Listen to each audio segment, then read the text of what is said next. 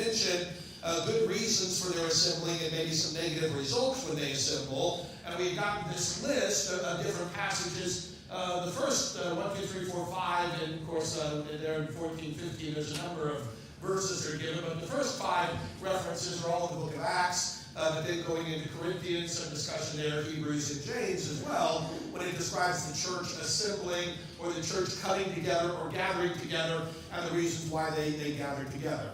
We had really good discussion last time. We only really got through the first 2 of these, which is okay. I'm fine if we had good discussion. I don't want to drag these things out, but I think we had really good discussion examining a few of the elements. In Acts 2, verses 41 through 47, which was our first picture of the early church after we had the thousands that were baptized on the day of Pentecost in Acts 2, and how they continued to assemble together, how they were devoted to fellowship, to prayer, breaking of bread, which I do think in the first reference was the Lord's Supper.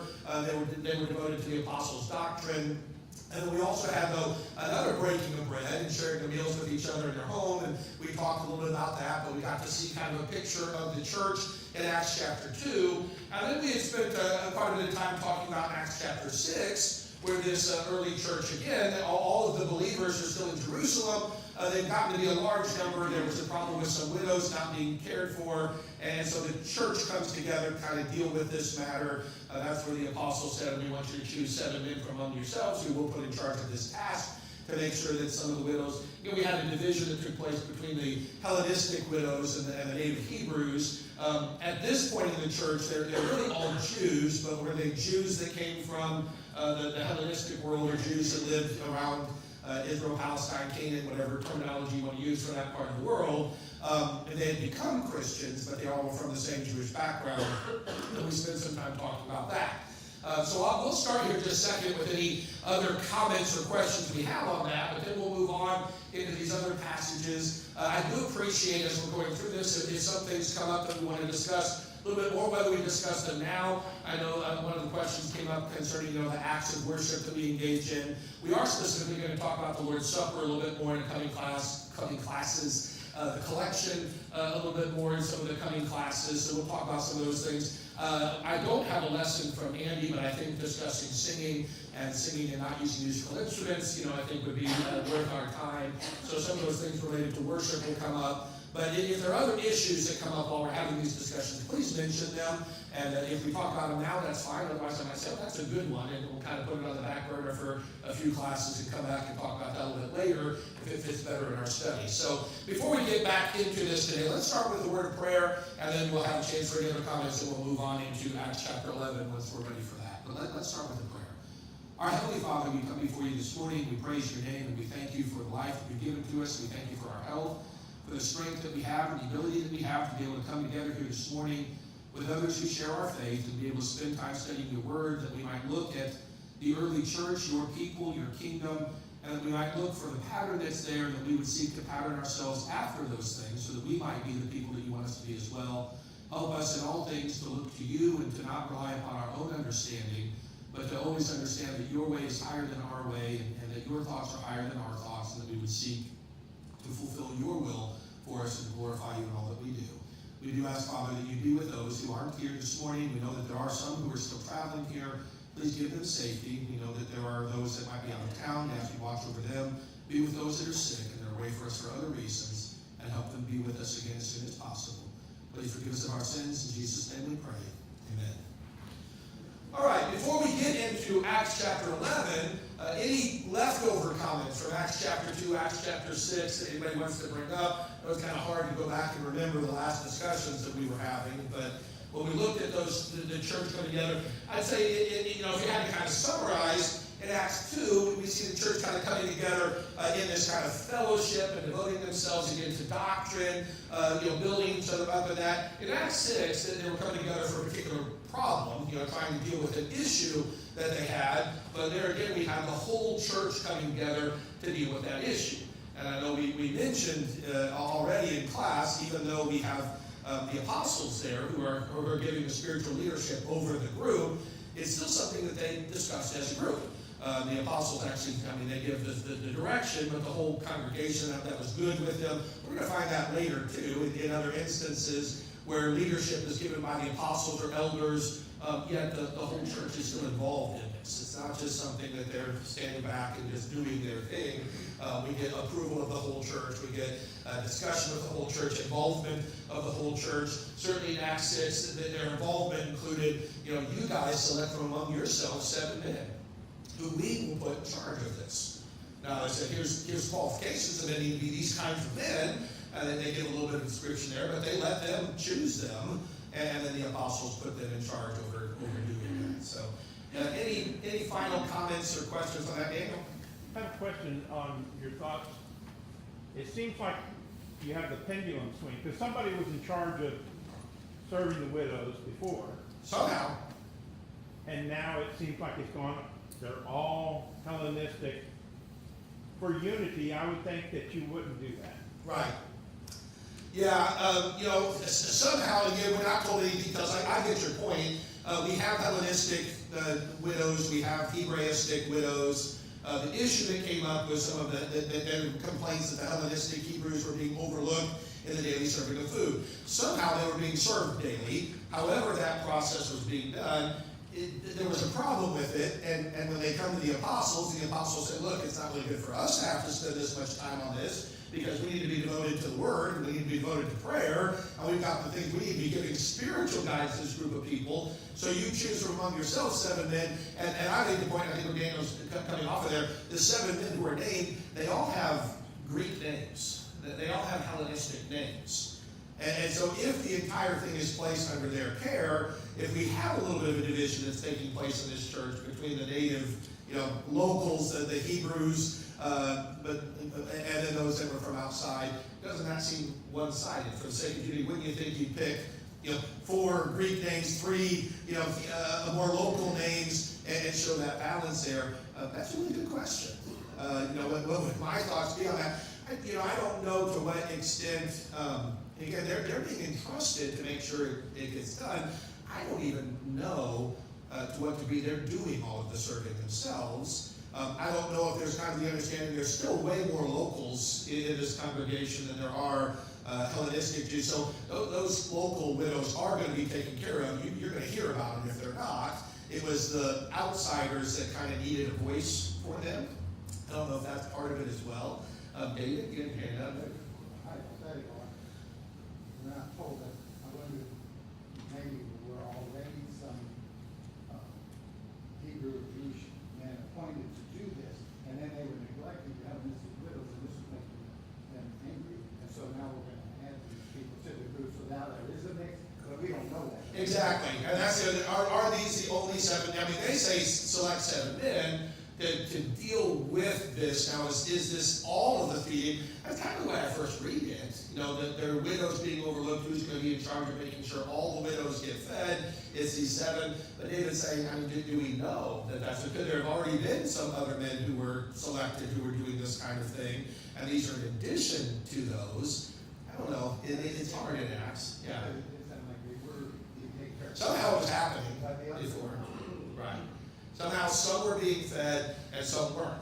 So is the only problem those that weren't being fed? Are these 7 just being put over those widows? Yeah, that's the issue we're dealing with. So maybe we don't revamp the whole thing and say, hey, if the Hebraistic widows are being fed already and that's working okay, why mess with that? We've got the Hellenistic widows that aren't being fed. Maybe we deal with that. You have thoughts, Daniel? I think that would be worse. That'd be worse. That's divided. Division. I think what you need is unity, and just kind of an insult to say, put away these Hebraic men who are in charge of the feeding, and we're only going to give it to the Hellenists. That's not good either. Yeah, it's interesting. This things, and I think that's part of it. However they solved this, whatever was going on, we do have the involvement of the congregation. So I think that's another importance of that in some of these instances where we might envision, we have to kind of read between the lines sometimes. And maybe we see a bigger division than there was. Maybe there was a bigger division than what we see. But they would have known. When they're involved in this discussion, the apostles' suggestion here, that seems to be fine with everybody. They're all like, this is good, this will take care of us. So whether there was more of a solution there that we don't see, whether it wasn't as big of a problem as we might think there was, that's a good question that we have here. David? One point to draw from it is today the pipes will see a problem brewing or just start to take care of it as quickly as you can. Okay. Instead of letting it get to a point where we don't get situations like way too long and it's almost hard to overcome. Okay. It's greater for communication splitting with the very same because pump around too long. Yeah. Before they take care of it. And We can learn from this. I think we can, and I think we'll see that on a few occasions here as we go through, when we see some problems in the early church. I understand the mentality of wanting to ignore something and seeing it go away. And every once in a blue moon it does, and that's great. You've got a problem and you're like, I'm just going to leave that lie for just a little bit, and somehow, it resolves itself. But more often than not, I think we realize that doesn't usually happen. Things usually get worse. And so to address it, unless you have a real reason to believe this is going to, resolve itself in some way, we've got these widows are being overlooked, but they're all in hospice care. They're going to be dead in a day or two. So no, I mean that's not going to solve itself in that way. They're going to have to deal with these problems. But I think you do have a good point about address it. I mean, they call everybody together. We're going to have when we come, of course, Acts 14, 15. Most of us are familiar with Acts 15. That's the big meeting to deal with the issue of do the Gentiles need to be circumcised and keep the law of Moses in order to be saved. And as soon as word comes up to Antioch, some of those from Jerusalem teaching this kind of thing, they kind of say, we're going to go down there and have to talk about this. I mean, this false teaching that's coming out needs to be addressed. And since word is it's coming from Jerusalem, we're going to Jerusalem. And we're going to figure out what's going on there. Let's kind of nip this in the bud. Let's go down there and find out what the problem is right away. Kyle, did you have a comment? Well, yeah, kind of. I saw the smoke. Yeah, I kind of think of this as, you got to realize where we're at. There's a lot of units going on. Yep. In this group, and I kind of think of it, I like to boil it down to today. So if we have a large group of Spanish-speaking folks that we convert, let's say we have 30 people, we would have an issue immediately. We would have to know how to deal with that. I mean, that's a great thing because we have dead end flux, but how are we going to deal with that? The language, the different things. So we would have to maybe appoint somebody to kind of handle that and be the liaison to kind of help interface with that. Because we would know we have a logistics issue there with them. And I think that's what's going on here. It's like they got all these Grecian and they just don't understand how to speak with them. And we need somebody to appoint them. And maybe that's why. Obviously there's speculation there. Sure. I don't know for sure. Sure. To me, that's kind of what I kind of see going on. Okay. Good point. Yeah, I think depending on what we're seeing there, I said a little bit of speculation, a little bit of reading between the lines. I think we're meant to do that to some degree. I think we all recognize the weakness in that. We can't be emphatic in our reading between the lines and what's going on there. But I think there's oftentimes in Scripture we're expected to do a little bit of reading between the lines too. I'm not opposed to that at all. But that's a good point. But when the problem arose, they came up with a solution. But they called the whole church together and dealt with this. And this is a church issue, too. By the way, I think that gets back to this isn't just a widow issue. And this isn't just a Hellenistic Jew issue. This is an issue for the whole church. There's a problem with some aspect of the membership of the congregation. It's the whole congregation that's impacted by that. So that's a church issue. All right. If there's any other comments, questions with those two, let's go ahead and have somebody read for us Acts chapter 11, verses 19 through 26. And David? This is Acts chapter 11. Now those who were scattered after the persecution that arose over Stephen traveled as far as Phoenicia, Cyprus, and Antioch, preaching the word to no one but the Jews only. But some of them were men from Cyprus and Cyrene, who when they had come to Antioch spoke to the Hellenists, preaching the Lord Jesus. And the hand of the Lord was with them, and a great number believed and turned to the Lord. Then news of these things came to the ears of the church in Jerusalem, and they sent out Barnabas to go as far as Antioch. When he came and had seen the grace of God, he was glad, and encouraged them all that with purpose apart they should continue with the Lord. For he was a good man, full of the Holy Spirit and faith, and a great many people were added to the Lord. Then Barnabas departed for Tarsus to seek Saul. And when he had found him, he brought him to Antioch. So it was that for a whole year they assembled with the church.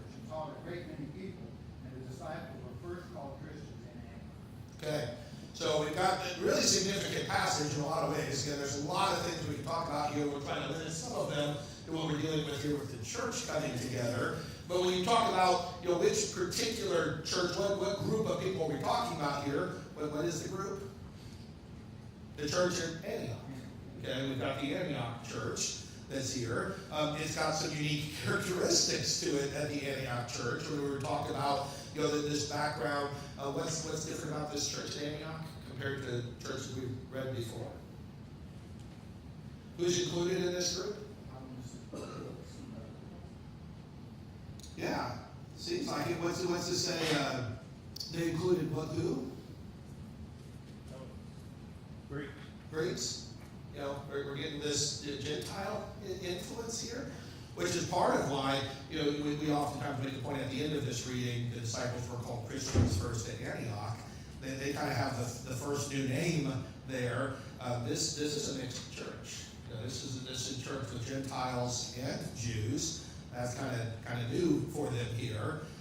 So there is some unique nature to this church. When they hear about this, of course, Barnabas gets sent up. When the Jerusalem church hears about this, they send up Barnabas. Why?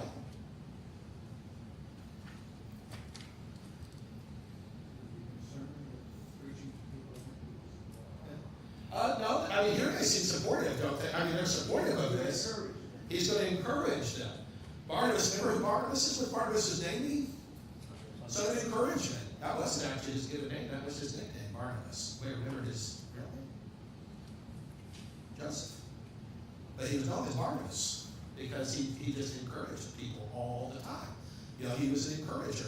So they hear about this new group up there in Antioch, and the Jerusalem church, they want to be encouragement to this group. And so they send Barnabas up there to help encourage them. Yeah. So the Jews in Jerusalem, the church of Jerusalem is already okay with preaching. They seem to be. You notice in the end of verse 19, preaching the words of only the Jews only. Yeah.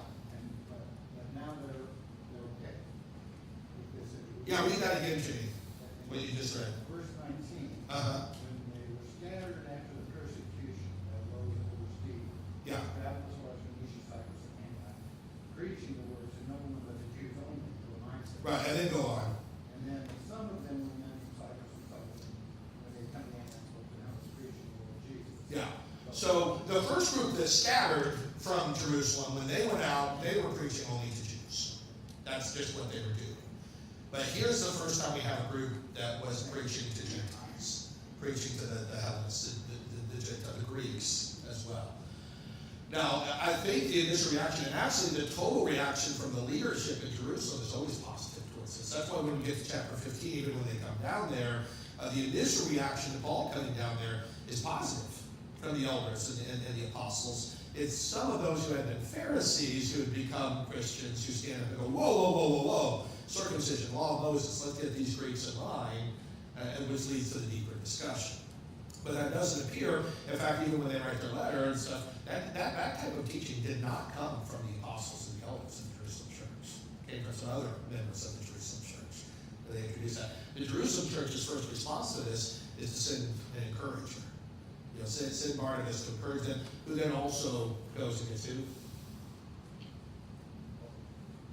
He goes and finds Paul, the Apostle Paul, and brings him back to Antioch. Remember, Barnabas had something to do with Paul in the early days, too. Paul went up to Jerusalem, and they wouldn't meet with him. They were afraid of him. The reason to be afraid of him, he killed a bunch of them. And it's Barnabas who stood up for him and said, no, you got to accept this guy. This guy's a Christian. This guy's been converted. You guys got to be willing to accept him. So when Barnabas gets up there in Antioch, he goes, I know a good guy for this church. I'm going to go get Saul. Whenever he gets Saul and bring him back. And then they meet together with that church for a year when they're meeting together. When we ask the questions that he said, ask about these, what are good reasons for their assembling? What's going on here in this church coming together? A lot of teaching. They're coming together for years. Here's where we see a lot of teaching going on. Okay? Now, that was also kind of in Acts 2 when they devoted themselves to the apostles' doctrine in there, along with their fellowship and breaking bread and prayer. But here they're meeting for a whole year. They're teaching. They're teaching a lot of people. They're encouraging them. They're strengthening them. They're building up this body of And if we ask the other question real quick, were there negative results when they were assembling, at least from this passage? Anything see negative out of it? Not that I can see. This just seems to be a positive example of what's supposed to be going on there. Kyle?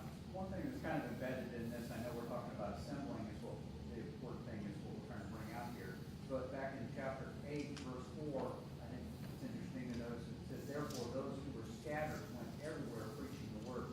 Yeah. Even when they're scattered, it's not like, oh, can't do anything, we're being persecuted. They're still preaching. That just like set the fire, now almost encouraging that much more to go out there. So Yeah. And part of who they were. I mean, they go out there. And that's again where sometimes when I talk about God turning evil into good, I mean, was the persecution in and of itself good? It's hard to see persecution in and of itself good, but persecution often brings positive results from it. Those who are being persecuted in their devotion. And here, when it causes them to be scattered, this finally spreads Christianity out to other places. Instead of just having it in one city, one church. Now they're going out everywhere. So that's been part of who they are. And I think it was that mindset that led them, when it's up here in Antioch, well, they even open up the door and be like, why are we speaking to Jews about this? Why there's a whole bunch more people that need this salvation in Jesus than just the Jews. And so they start talking to the Gentiles. Other comments or questions from that? That's going to lead to this next problem when we come to Acts 15. But if you got anything else you want to add to that? All right, this next one, he got 14:26 through 15:6 and 15:22, 15:25, 15:30 and 31. Let's start with just the end of Acts 14 because it does kind of separate there. Acts 14 verses 26 through 28. Let's read just those three verses, 26, 27, 28, Acts 14, Josiah. From there they sailed to Antioch, from which they had been committed to the grace of God for the work that they had accomplished. When they had arrived and gathered the church together, they began to report all things that God had done with them and how he had opened a door of faith to the Gentiles. And they spent a long time with the disciples. Okay. So what's taking place there? Which church are we talking about here?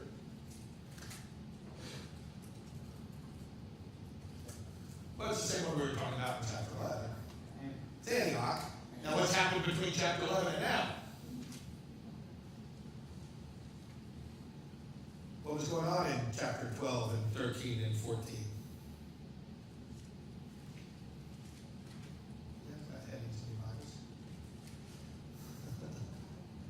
like it's a lot of growth. Okay. They're coming back to Antioch, from which they were sent out, is missionary journey. Paul then gone off and they've been preaching in different cities, in different places. He's been going from city to city. He's been establishing churches in city after city. He's been preaching to the Jews and to the Gentiles. He's been converting people all over the place. And so he comes back to Antioch and reports to them everything that's been going on. Wants to tell them what's been happening with the Lord. It's actually one of the passages that sometimes heard people who do foreign evangelism use as a defense for coming into a congregation and telling what's been going on. I mean, that's what they did. They went back to this church and they told them, here's what the Lord's been doing in all these places, and here's what he's been accomplishing. And that seems to be part of the reason we're bringing them together. That's going to encourage them. That's going to teach them. That's going to promote more evangelism on their own local part, too, when they know what Paul's been doing out there around other places. So that's what we get in the first few verses. If there's no more comments on that, let's go ahead and read in chapter 15, just 1 through 6. And certain men came down from Judea and taught the brethren, unless you are circumcised according to the custom of Moses, you cannot be saved. Therefore, when Paul and Barnabas had no small dissension and dispute with them, they determined that Paul and Barnabas and certain others of them should go up to Jerusalem to the apostles and elders about this question. So being sent on their way by the church, they passed through Phoenicia and Samaria, describing the conversation of the Gentiles, the conversion of the Gentiles, and they caused great joy to all the brethren. And when they had come to Jerusalem, they were received by the church and the apostles and the elders, and they reported all things that God had done with them. But some of the sect of the Pharisees who believed rose up, saying it was necessary to circumcise them and command them to keep the law of Moses. Now the apostles and elders came together to consider this matter. Okay. So when we're getting to what happens here in chapter 15, 15. Again, most people know Acts 15 as the Jerusalem meeting, conference, council, different words are used. Sometimes people take objection to certain words because this isn't like a planned council of like all the churches coming together. It's nothing like that. But what happened, there at Antioch, things are going good at Antioch, and somebody from Jerusalem comes to Antioch and says, all these Gentiles have to become Jews in order to be Christians. That's really what they're saying. They have to be circumcised. They have to keep the law of Moses. I'm okay with them being saved. But they're going to have to be saved through Judaism on their way to the Messiah. They've still got to keep the law of Moses. They've still got to do what Moses required of us, or else they can't be saved. Now, I love how it's termed in some of these. Paul and Barnabas had no small dissension with them. You know, they had a big dissension with them. This was not a small dissension with them. This is not really questionable. This is not we're not sure what the right answer is on this. I think that's important for us to recognize. Paul and Barnabas have no doubt in their mind that the Gentiles do not have to do this. Salvation is not based on being circumcised or following the law of Moses. And I think we have to understand that when they're going up to Jerusalem, they're not going up to Jerusalem to get the answer. They know the answer. Because the fact is, they're traveling up to Jerusalem. What are they telling everybody every step along the way? How all these Gentiles are being saved. They're not worried. Have we been doing something wrong? Are we going to have to go back through all these cities of the Gentiles? There's going to be a huge circumcision party because we've got to go back through every Christian that we've converted. And we're going to have to circumcise all of them. We're going to have to teach them all the law of Moses. They're not really saved. We're going to have to go back and re-save all of them. That's not it at all. And when they get to Jerusalem and they're first received by the apostles and the elders, it's a positive reception too. It's not until some of them that used to be Pharisees stood up and said, no, we think they have to be circumcised. They have to keep the law of Moses. And then the apostles and elders kind of stepped in and said, okay, we're going to look into this. We're going to take a look at this. All right? Comments or questions up to that point? So this church, of course, which group is it now? Now it's the Jerusalem church. Paul and Barnabas, and by the way, it says, and some others. Some others from Antioch. I'm not really told, but they're coming up there. They're going to talk about this. Okay? Josiah. So at this time, the hang up with the law of Moses is simply, that's still the old law. By now, the new law, the new standard, I guess if you want to call it that, has been preached and been taught. Some of these Pharisees and some of these men kind of appears that they have forgotten that, hey, this is a new thing. Yeah. We don't have to go to the old law, basically. And they've pretty much forgotten and said, hey, no, we need to go back to our tradition. Right. Well, that's not the case, and that's why it's good to see Paul and Barnabas be like, no, we already know the answer to this, like what you're saying. Right. Yeah, and I don't know how many of these, were Pharisees, but now Christians are even completely clear on old law, new law type concepts the way we were talking about it. I mean, they knew this was the law that God gave us through Moses. He's now sent the Messiah, but I'm not sure how clear they were on, with the Messiah coming in this new covenant, how much of the old covenant was gone, or how much do they have to still go through that old covenant. I think something that's hard for a lot of people to understand. That's still something that's hard for a lot of people to understand. They'll mix and match parts of the Old Testament with the New Testament. Get Sabbath in there. They'll get other things in there. Some even do put an emphasis on circumcision today. That those things. That's not part of this covenant that we're part of. But when they're looking at that, that seems to be the issue that they're dealing with. Okay, so they come together to talk about it. He's got a few other verses now sprinkled throughout this. Somebody want to read for us verse 22? And then whoever does, I'll probably have to do 22 and 25, and then 30 and 31, and we'll talk about the greater discussion that's here. But Acts 15:22. Then please the apostles and elders of the whole church to send chosen men of their own coming to Antioch and Paul and Barnabas, namely Judas, who was also named Barsabbas, and Silas, leading them in the brethren. Okay, and verse 25. Seemed good to us, being assembled with one accord, to send chosen men to you with our beloved Barnabas and Paul. Okay? So, first of all, it was good to the whole church. They have this big discussion, and the first discussion is the apostles and elders. But they include some of these that have some things to say, and they talk to Barnabas. They talk with Paul. James is a part of this discussion. He's a pillar of the church in Jerusalem. So we got them all talking about what they would do. They come up with their solution, by the way, which is to write a letter to the Gentiles saying, this is not what we said you need to do.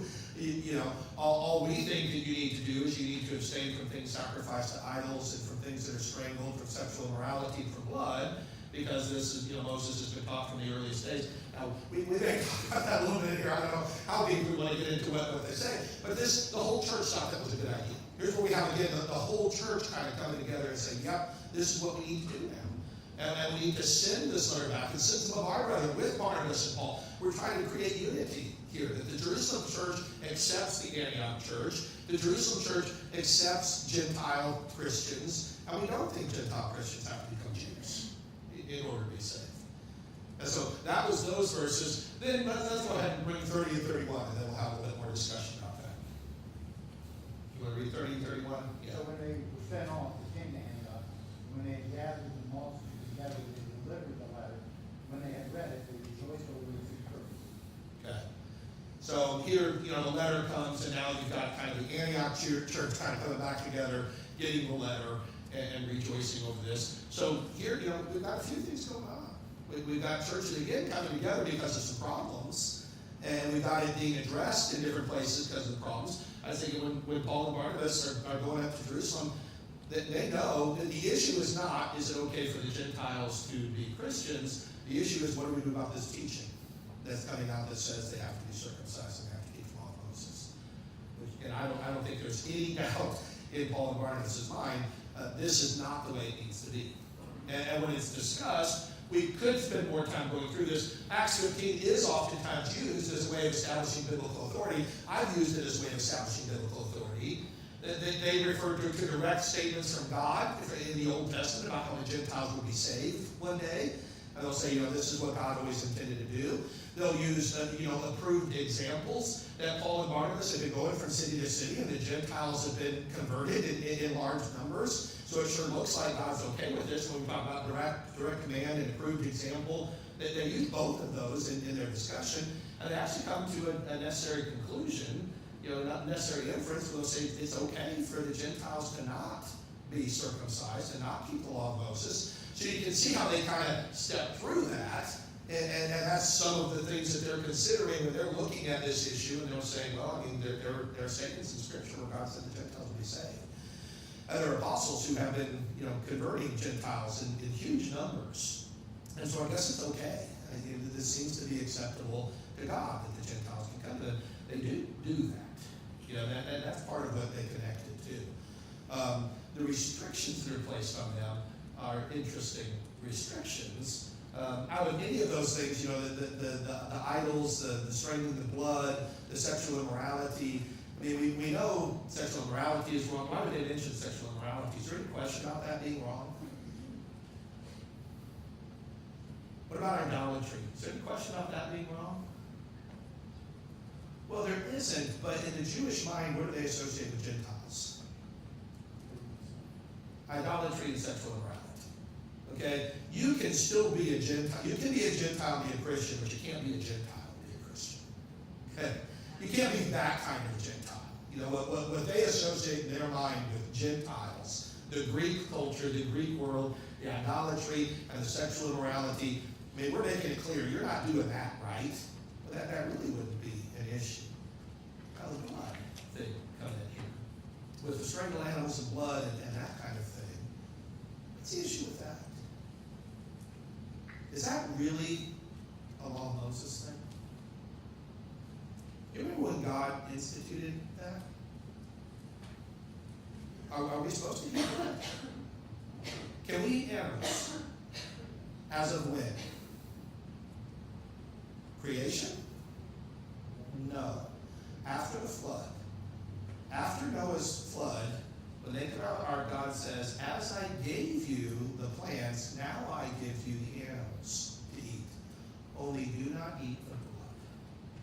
That predates the law of Moses. That goes back to when humans first started eating animals. God said, don't eat blood. Now, eating blood was also a Gentile thing that they would associate. But, the question, we would know under the law of Christ, sexual immorality is not allowed and idolatry is not allowed. What about the eating of blood? Eating blood goes back to the beginning. God never wanted us to eat blood. He never authorized eating blood. So that's not really a Jewish thing. It's not a law of Moses thing. That's what God said when we first got to eat animals. David? I've always wondered, because I know when I was a little boy, I was on the farm with my uncle. They would cut the chicken tail or break the chicken steak. Sure. And it would bleed all over. Sure. But then you listen about these major, people that have, the Pharaohs, they've got these cages. Yeah. And they'll electrocute 10,000 chickens at one time. So they're not bleeding those chickens. Yeah. Well, at some point, are they bled before the process? Probably. I mean, as far as I know, when I grew up in Iowa, I grew up, unfortunately, not too far from some turkey processing plants and things like that. That was a horrible job if anyone ever had those. And those birds were electrocuted and had their head cut off and bled right after the electrocution. No, I mean, well, most of them, they actually were still, anyway. They would hang you upside down from their feet. They'd come into a room, they'd come through a door where they were sprayed with water, they were electrocuted, it would go like this, and they'd cut its head off and it'd go out into the room with a conveyor belt, and you'd sit there and just do that all They day. just cut its head off like go through that meat. I don't know. That's how Louis Rich was processing turkeys in Iowa back in the 1980s. I don't know if they still are anymore, but that's what they were doing back then. So, but the point of the thing strangled, that was an attempt to keep the blood in it. And then kind of boil the animal, keep the blood in it, eat the blood. Blood is still eaten in a lot of parts of the world. But here, there's, for a Christian, you're not supposed to eat blood. Yeah, they do. One more thing though, Yeah. sometimes I go out and get this, so there is blood in there. I mean, I know it's blood, there is some blood still left, but there never was before. Yeah, and you can get involved in discussions, of how much blood is still in an animal after you kill it, how much of the juices and fluids that are in an animal after you've still killed it. But the attempt to not eat the blood, you can eat the animal, you can eat the flesh. Again, is there still going to be some blood in there? Probably. Well, I feel better about when you said you got to hang upside down. Yeah, well, that's what they did back then. Maybe they don't anymore. But most places, it's not in America today. It's standard practice to not eat blood. There's a lot of health reasons to not eat blood. So most of our food, if you believe what they tell us, the way it's processed, no, we're not doing that. But in a lot of cultures, they do still eat blood. A lot of places have blood pudding and things like You that. got these hunters when they kill their first deer, they were. Right, drink the blood. Yeah, that's how we're going to do with that. God said, when we can start eating the animals, don't eat the blood. Okay? For whatever reason, that's what he said. So that's where they come back. Okay, so, but anyway, so they send that letter, they promote, unity. Again, it's the whole church found as well. So did they convince the ones that had been Pharisees? I don't know, the whole church was okay with this. Now, does that mean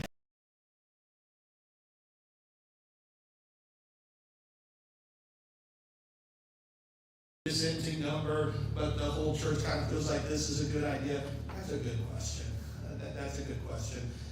The Judaizing teachers don't go away after this. It's not just resolved forever. There's still going to be an element in the first century that's trying to get the Gentiles to follow the law of Moses. But this is what they decided to do right here and to deal with it here. Again, there could be a lot of other things that I bring out of this. It is this granting authority to the Jerusalem church to make decisions for the whole church. I don't think it is. I think if people see that in there, I think they're overstating it. Why is the Jerusalem church needing to deal with this? Because the false teaching came from Jerusalem. Why does the Jerusalem church feel like it needs to send a letter to the church at Antioch telling them they're okay? Does the Antioch church need the approval of the Jerusalem church to serve God or serve Christ in any way? No. But it was people from Jerusalem that disturbed them originally. that went up there and said, you guys aren't really Christians. So they feel the need to send a letter and say, yes, we think you are. I mean, this is kind of that unity thing, I think, coming back in here, more than anything else. So be careful how much you read into the authority of this meeting, because Paul doesn't seem to be seeking their approval. And the Antioch church doesn't need their approval. But the Jerusalem church is going out of their way to make sure this false teaching that came from our members coming up there and telling you, we've dipped this in the mud, and this is not what we believe, and this is not what we teach. And you guys are okay. Just don't be bad Gentiles. Don't be sexually immoral and idolaters and eat blood and doing stuff like that. Okay. Any other comments or questions from that one? Yeah, just a minute. Comes to reminding us that things are still new for these Christians. They're still learning and being taught, and so having this come out, I mean, it does cause confusion, but also the reason why it has these two churches talking with each other is because these are the first two that we really read about, per se, that are specifically mentioned. Hey, these two churches have a bond in a sense. Okay. But it also, I keep thinking about this, and I'm not sure what direction to go with it. But we start seeing how each church is individual, but it's also universal in what standard they're trying to hold to, what teachings they're trying to hold to, and what's actually the truth. So I guess more of a question is, at what point do different churches become of the same mind and can be collective versus still keep the individual? So at what point, what were you saying? I'm sorry, I didn't follow that last part. So we know that each church, like Forest Hill Church, is Forest Hill's Right, identified. right. In this case, Jerusalem and Antioch have a common bond with what they're being taught and trying to get this teaching straightened out. At any point, does Forest Hills ever need to step into another church's Yeah. teachings? Well, that's why I don't know that I would agree that there's a common bond in trying to get this worked out. I think the Antioch church knows good and well they're fine. Well, some of the members aren't sure, but like Paul and Barnabas know they are. Why is this meeting taking place? Because somebody from Jerusalem went to Antioch and caused the problem. So if we have a member of the Forest Hill church that goes over to the Seminole church and tells them they're not really Christians, let me tell you what's going on. I mean, I know because I'm at the Forest Hills church, and we know how we really serve Christ, and you guys aren't doing what you're supposed to do over there. You need to do something different from what you're doing.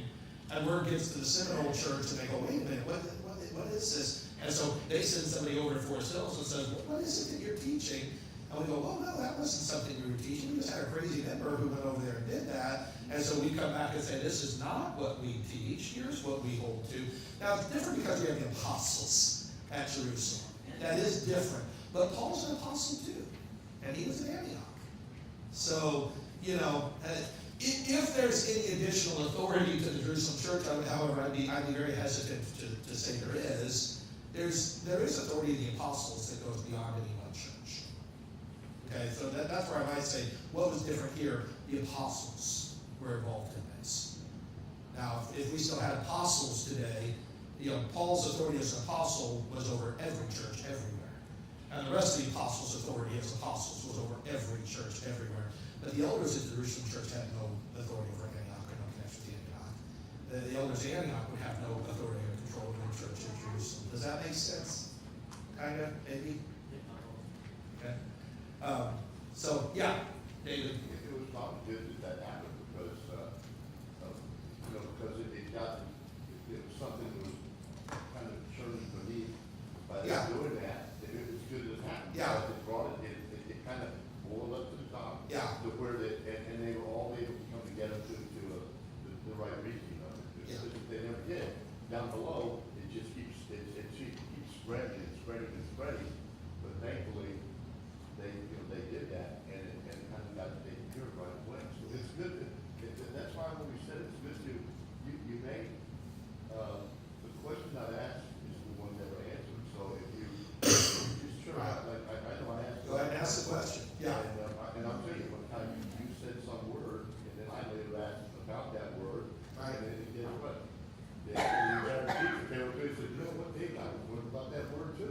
use words you guys understand.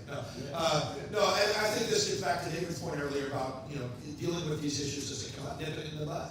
A problem arises, they address it. They say, let's talk about this. Let's get to the bottom of it. We don't need to ignore it. So, great points. We'll pick up there. If we have any other, I think what happens in Acts 15 is so important.